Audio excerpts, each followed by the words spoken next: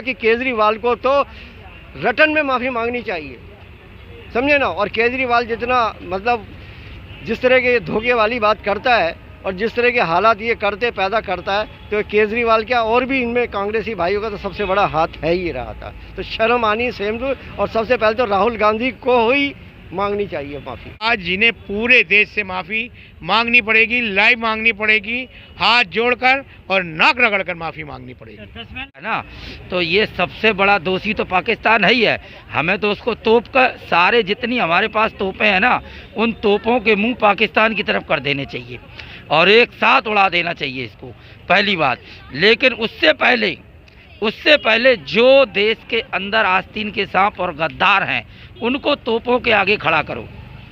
जो देश के खिलाफ बोलता है, प्रधानमंत्री के मौजूदा प्रधानमंत्री, यानी कोई भी मौजूदा में प्रधानमंत्री है, जो भी मौजूदा प्रधानमंत्री के खिलाफ बोलता है और देश के खिलाफ बोलता है, झंडे के खिलाफ बोलता है, उसका मुंह और उसकी पूरी बॉडी तोप के आगे कर देनी चाहिए। उसको तुरंत उड़ा दो। उसको कोई सोचने समझने की और बकसने का मौका नहीं दिया जाता। इसमें चाहे कोई सीएम हो, चाहे कोई पार्टी अध्यक्ष हो, चाहे पार्टी का मेंबर हो, चाहे किसी भी मजहब का हो, किसी भी जात का हो, किसी भी धर्म का हो, जो देश के खिलाफ बोलता है, प्रधानमंत्री के खिलाफ बोलता है, झंडे के खिलाफ बोलता है, हमारी आस्थाओं के खिलाफ बोलता है, उसको देश को निकाला कर देना चाहिए। पक्ष आरोप लगा रहा था मोदी सरकार पे कि पुलवामा हमला मोदी सरकार ने कराया है, और अब तो पाकिस्तान के मंत्री ने भी सदन में बोल दिया कि पुलवामा हमला पाकिस्तान ने कराया है। तो जो केजरीवाल संसद में चीख के कह रहे थे कि मोदी सरकार को 300 सीटें लाने के लिए कितने सैनिकों की हत्या करानी पड़ेगी, कितने सैनिकों की मरवाएंगे, तो क्या अब केजरीवाल देश से माफ़ी मांगेंगे जिस तरह से पाकिस्तान के मंत्री ने कहा है कि पुलवामा हमला पाकिस्तान ने कराया है? पहली बात तो कांग्रेस के राहुल गांधी को माफ़ी मांगनी चाहिए, सबसे पहले तो बात है। जिस तरह कहा था वहाँ पे पत्ते हैं, ये कांग्रेसियों के सारे ये मन के थे, समझे ना। और जो केजरीवाल ने कहा था कि भाई पुलवामा का हमला नहीं हुआ, कितने मतलब जवानों की जान लेंगे, हैं, तो ये सब चीज़ कहाँ से हुई है, समझे ना। केजरीवाल को भी माफ़ी मांगनी पड़ी, जबकि पाकिस्तान के पार्लियामेंट में पूरे जो धज्जियाँ उड़ा दी गई है, समझे ना, है। तो ये कोई है, तो हमारे अंदर इतनी पावर थी कि जो वहाँ पे फोड़ के आए। और वो जो अभिनंदन जी का है, उन्होंने वो पूरे तरह से हुआ कि या तो 9 बजे तक छोड़ दो, नहीं तो 9:30 बजे तक हमला हो जाएगा पाकिस्तान का। तो ये हमारी इंडिया की एक बहुत बड़ी जो है सफलता है, और इस सफलता पे ये क्वेश्चन मार्क लगाते रहे। और आज से नहीं, इनका बहुत पुराना सिस्टम यही रहा है, क्योंकि इनका जो कांग्रेसियों का दिमाग है आधे से ज़्यादा पाकिस्तान में ही चलता आया हुआ है, आज से नहीं है, काफ़ी टाइम से चलता आ रहा है। इन्हें कुछ हिंदुस्तान से प्रेम नहीं है, कांग्रेसियों को सबको पाकिस्तान से प्रेम है, समझे ना। क्योंकि आज देख रहे हो क्या हालत है, आज हमारा हिंदुस्तान बढ़ता जा रहा है। बाकी जो है ये जो प्याज, पेट्रोल, आलू, इससे देश नहीं चलता। ये तो एक नेचुरल फसल है हमारे यहाँ, जो इन चीज़ों को बोलते रहते हैं हम लोग भी, समझे। और बहुत बड़ी गलती है, आज देश पहले है, बाद में सब चीज़ है बाद में है। तो मैं तो यही कहूँगा कि केजरीवाल को तो रिटर्न में माफ़ी मांगनी चाहिए, समझे ना। और केजरीवाल जितना मतलब जिस तरह के धोखे वाली बात करता है और जिस तरह के हालात ये पैदा करता है, तो केजरीवाल क्या और भी इनमें कांग्रेसी भाइयों का तो सबसे बड़ा हाथ है ही रहा था। तो शर्म आनी सेम टू, और सबसे पहले तो राहुल गांधी को ही मांगनी चाहिए माफ़ी, मैं तो यही कहूँगा। जिस तरह से केजरीवाल संसद में चीख के कह रहे थे कि पुलवामा हमला बीजेपी ने कराया है और 300 सीटें लाने के लिए बीजेपी कितने सैनिकों को मरवाएगी, अब पाकिस्तान ने कह दिया है कि पुलवामा हमला पाकिस्तान ने ही कराया है, तो क्या केजरीवाल देश से माफ़ी मांगेंगे? बिल्कुल मांगेंगे, बिल्कुल मांगेंगे। केजरीवाल ही क्या, जिन लोगों ने बीजेपी सरकार पर और हमारे जवानों पर जो उंगली उठाई थी, उनको बिल्कुल 100% उन्हें माफ़ी मांगनी चाहिए, रिटर्न में माफ़ी मांगनी चाहिए, और खुले भरी सभा में लोगों के सामने हाथ जोड़कर माफ़ी मांगनी चाहिए। और उन शहीदों को, जो 44 जवान हमारे जिनकी शहादत हुई थी, उनके परिवार वालों से माफ़ी मांगे, और उनके घर वालों से ही नहीं, पूरे देश से, पूरे समाज से माफ़ी मांगे।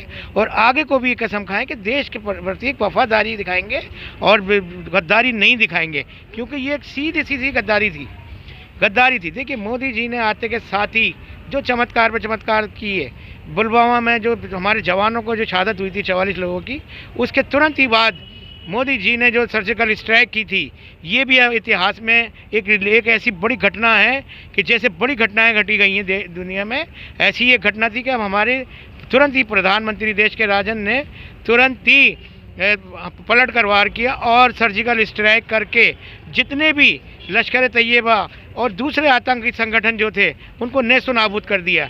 यही वो पाकिस्तान है जो हमेशा से, जब से देश आज़ाद हुआ है, हमेशा से हमारे ख़िलाफ़ जहर उगलता रहता है, हमारे यहाँ दंगे फसाद कराता रहता है, हमारे यहाँ RDX और दूसरी चीज़ों का इस्तेमाल करता रहता है। ये ड्रग्स वगैरह जो भी है ये सारी वहीं की आती थी।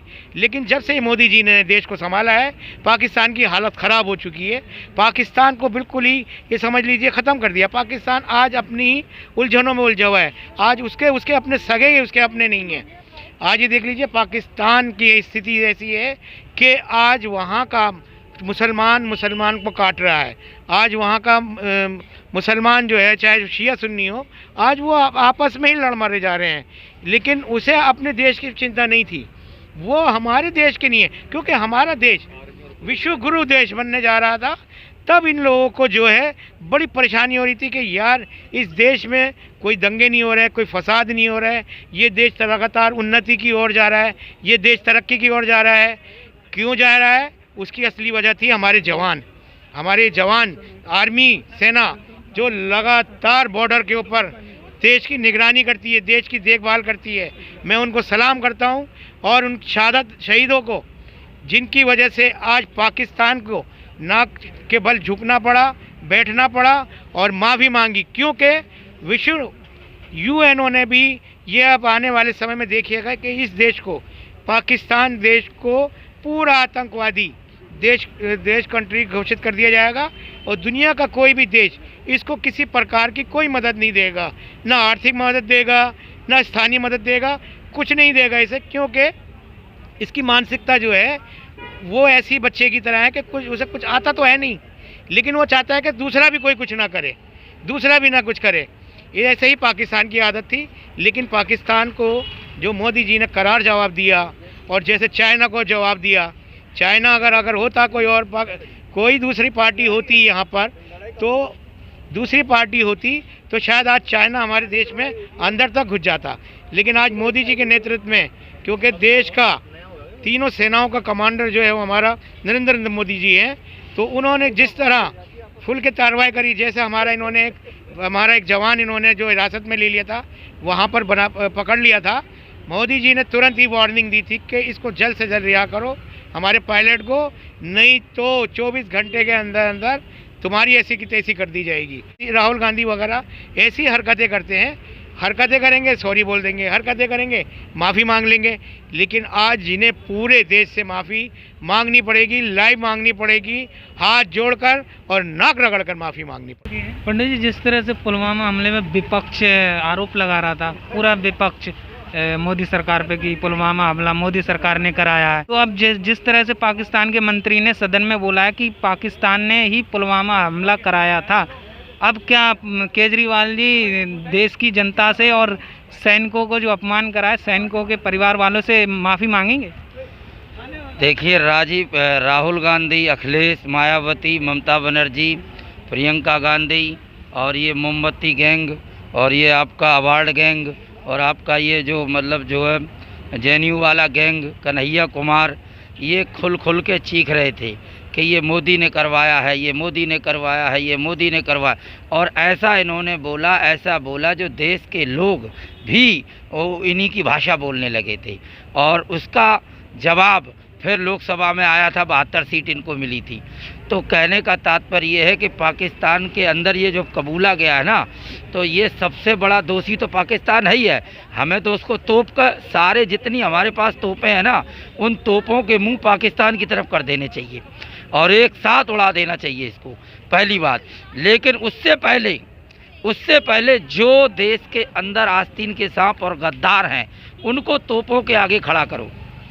जो देश के खिलाफ बोलता है प्रधानमंत्री के, मौजूदा प्रधानमंत्री, यानी कोई भी मौजूदा में प्रधानमंत्री है, जो भी मौजूदा प्रधानमंत्री के खिलाफ बोलता है और देश के खिलाफ बोलता है, झंडे के खिलाफ बोलता है, उसका मुंह और उसकी पूरी बॉडी तोप के आगे कर देनी चाहिए। उसको तुरंत उड़ा दो। उसको कोई सोचने समझने की और बकसने का मौका नहीं दिया जाता। इसमें चाहे कोई सीएम हो, चाहे कोई पार्टी अध्यक्ष हो, चाहे पार्टी का मेंबर हो, चाहे किसी भी मजहब का हो, किसी भी जात का हो, किसी भी धर्म का हो, जो देश के खिलाफ बोलता है, प्रधानमंत्री के खिलाफ बोलता है, झंडे के खिलाफ बोलता है, हमारी आस्थाओं के खिलाफ बोलता है, उसको देश को निकाला कर देना चाहिए। और जो ये लोग, जब पुलवामा का जवाब हमने दिया था, सरकार ने दिया था, तो कुछ लोग तो ये कह रहे थे कि पेड़ गिरा के आए हैं, वहाँ किसी को गिराया नहीं है, उड़ाया नहीं है, पेड़ गिराने गए थे। तो अब उनके घर में एक गोला गिराओ जो बोल रहा है। अरविंद केजरीवाल, माननीय आदरणीय श्री अरविंद केजरीवाल जी, दिल्ली के मुख्यमंत्री, जो पढ़े लिखे हैं, समझदार हैं, इस समय उन्होंने विदेशों तक में अपनी भरपूर बेशुमार इज्जत पा रखी है, बहुत लोग इनकी तारीफ करते हैं।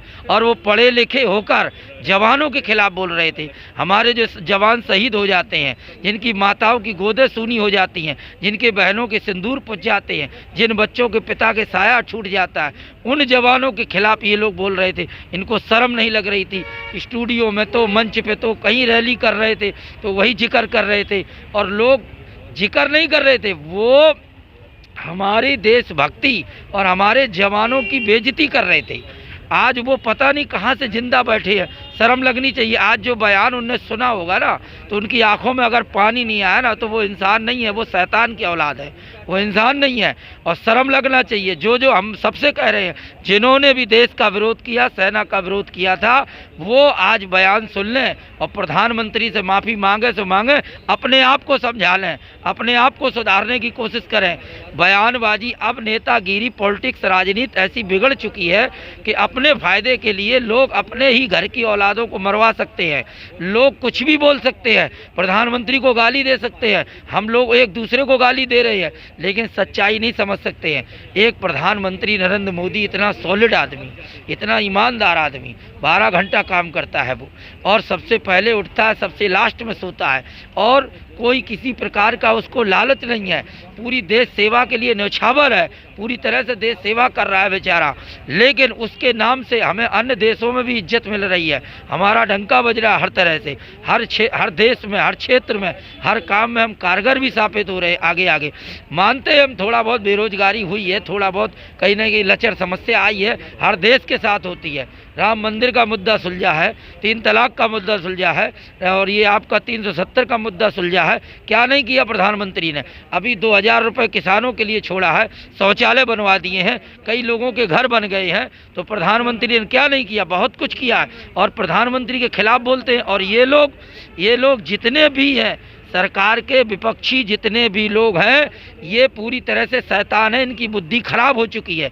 इन्होंने न तो झंडे की इज्जत रखनी है, न राष्ट्र की इज्जत है, न कोई परंपरा की इज्जत है, न देश की इज्जत है। उन्हें अपनी इज्जत प्यारी है, अपना नाम कमाना है, और किसी को भी झूठ बोल के, गाली दे के, उल्टा सीधा तरीके। देखो, मोदी सच्चा था, उसने कुछ नहीं कहा, वो चुप बैठा रहा, वक्त का इंतजार किया, आज वक्त ने जवाब दे दिया। तो परला किसका भारी हुआ? मोदी का हुआ। पूरे देश के अंदर प्रधानमंत्री के प्रति जब ये बयान सुना होगा, तो पूरा देश सोच रहा होगा कि आज प्रधानमंत्री तो बिल्कुल ठीक है। कुल मिला के जब पाकिस्तान की तरफ से ये खुद बयान आ रहे हैं कि पुलवामा किसने कराया, तो ये क्लियर हो गया। लोग कह रहे थे